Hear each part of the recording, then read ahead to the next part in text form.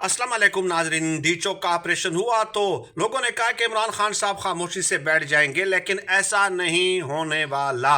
इमरान खान साहब ने कंपनी को और हुकूमत को 13 दिसंबर तक की मोहलत दी है। 13 दिसंबर को पेशावर में शोधा मार्च का ऐलान किया है और सिर्फ दो मुतालबात रखे हैं। सिर्फ दो मुतालबात रखे हैं। एक सियासी कैदियों की रिहाई और जो 27 नवंबर को इन्होंने बर्बरियत की उस हवाले से जुडिशल कमीशन बनाने का मुतालबा। अब अपनी ज़ात को इमरान खान साहब ने निकाल दिया है, लेकिन अगर ये नहीं होता तो 14 दिसंबर से इमरान खान साहब ने सिविल नाफरमानी तहरीक का पहला मरहला शुरू करने का ऐलान कर दिया है। जी हाँ, पहला मरहला कौन सा होगा कि बैरून मुल्क मुकीम पाकिस्तान अपनी रकूम महदूद कर दें, यानी कि जो ज़रूरत की चीज़ें हैं अपनी फैमिली के लिए वो रकम भेजें, बाकी न भेजें।